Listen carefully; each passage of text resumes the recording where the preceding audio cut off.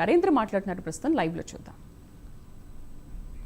మీరు చేసిన ఇప్పటికీ ప్రజల కళ్ళల్లో సజీవంగా ఉన్నాయి. కాబట్టి ఇప్పటికైనా, ఎందుకంటే ఈ పర్యటన ముఖ్యంగా వైకాపా కార్యకర్తలు తెలుసుకోవాలని చెప్పి నేను విజ్ఞప్తి చేస్తా ఉన్నా. ఇవాళ నాగమల్లేశ్వరరావు చనిపోయాడంటే జగన్మోహన్ రెడ్డే కారణం, వైకాపా పార్టీయే కారణం, నాయకత్వమే కారణం. ఎందుకంటే వీళ్ళు చేసిన తప్పుడు ప్రచారాల వల్ల, వీళ్ళు చేసిన తాడేపల్లి ప్యాలెస్ నుండి పంపించిన మెసేజ్ల వల్ల, మనమే అధికారంలోకి వస్తున్నామని చెప్పడం వలన వాళ్ళు గ్రామాల్లో ఉండి ఆస్తులు తాకట్టు పెట్టి పందాలు కాసి, ఆ పందాల్లో అధికారం కోల్పోయిన తర్వాత ఆ డబ్బులు కట్టలేక ఆదుకోవాల్సిన వాళ్ళ నాయకుడు ఆదుకోకపోగా చనిపోయిన సంవత్సరం తర్వాత మటుకి విగ్రహానికి దండేయటానికి రావటం జరిగింది. అది జగన్మోహన్ రెడ్డి నైజం అని చెప్పి తెలియజేస్తా ఉన్నా. ఈ ప్రభుత్వం శాంతి భద్రతలకి చాలా ప్రాధాన్యత ఇస్తుంది. అరాచక శక్తులు ఎక్కడ తలెత్తినా సరే వాటిని అణిచివేస్తుందని చెప్పి ఇప్పటికైనా జగన్మోహన్ రెడ్డి ప్రజల మీద అధికారం కోల్పోయినా ప్రజలు ఓటేయలేదనే విధంగా విద్వేషాలు రెచ్చగొట్టే వైఖరి మానుకోవాలని చెప్పి హెచ్చరిస్తా ఉన్నాం.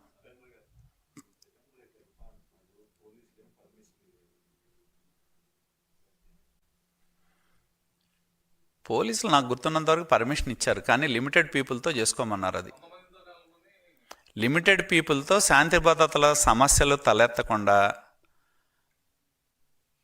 పర్యటన చేసుకోవచ్చు అని చెప్పారు. పర్యటన చేసుకోవద్దని చెప్పలా.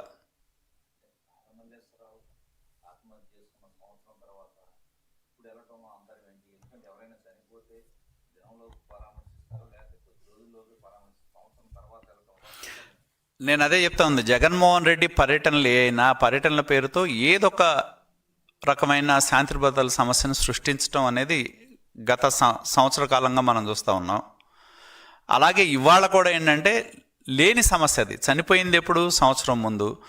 ఆయన చనిపోయింది ఎప్పుడు? అసలు మా ప్రభుత్వం ఏర్పడక ముందు చనిపోయాడు. మా ప్రభుత్వానికి ఆయన ఆత్మహత్యకి ఏం సంబంధం అసలు లేదు.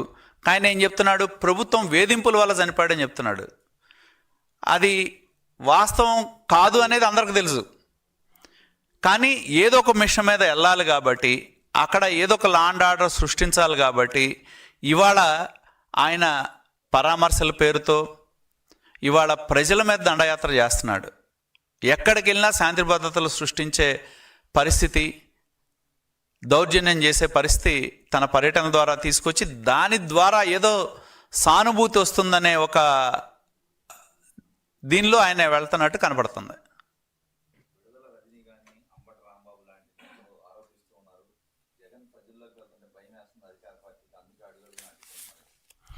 ఇప్పుడు జగన్ పర్యటన అంటే మాకెందుకు భయం?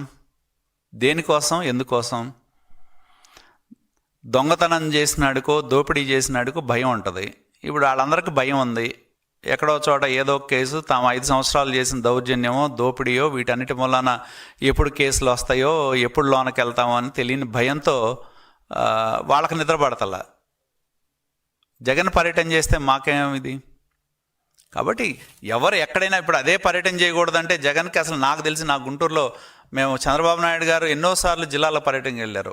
ఒక్కరోజన్నా ఆ రోజు పోలీస్ పరేడ్ గ్రౌండ్లు ఇచ్చారా చంద్రబాబు నాయుడు గారు హెలికాప్టర్ ల్యాండ్ అవడానికి? కానీ నాకు గుర్తున్నంతవరకు మా గుంటూరు జిల్లాలో జగన్మోహన్ రెడ్డి యొక్క హెలికాప్టర్ గుంటూరు వచ్చినప్పుడు మా పోలీస్ గ్రౌండ్లో ల్యాండ్ అయింది. ప్రభుత్వ సహకారం లేకుండా పోలీస్ పరేడ్ గ్రౌండ్లో ఆయన హెలికాప్టర్ దిగుద్దా? ఒకవైపు ప్రభుత్వం అనుమతి ఇచ్చిన పోలీస్ రక్షణ తీసుకుంటూ మళ్ళీ వాళ్ళ మీద విమర్శలు చేస్తాడు ఆయన. అది ఆయన నైజం. ఆయన ఉద్దేశం వల్ల ఒక్కటే, ఎందుకంటే ఈ ప్రజలు తనకు దక్కని అధికారం ఇంకోళ్ళు కూర్చోడానికి వీల్లేదు కాబట్టి ఈ రాష్ట్రంలో ఏదొక సమస్య సృష్టించాలి.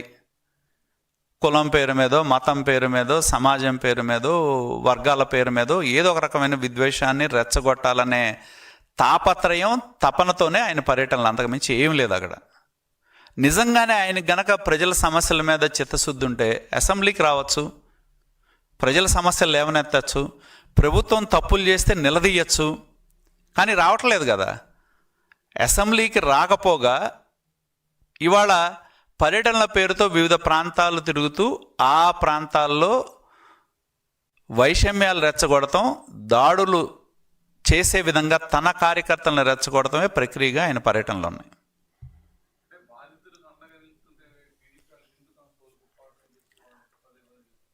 ఎవరు బాధితులని నేను అడుగుతున్నా. నేను అదే ఇప్పుడు ఈ నాగమల్లేశ్వరరావు అంశంలో అసలు ప్రభుత్వానికి ఏం సంబంధం? నాగమల్లేశ్వరరావు దానిలో ప్రభుత్వానికి ఏం సంబంధం అని చెప్పి నేను ప్రశ్నిస్తున్నా. ఆయన చనిపోయే నాటికి మా ప్రభుత్వం ప్రమాణ స్వీకారమే చేయలే. నాకున్న సమాచారం ప్రకారం ఆయన జూన్ 9న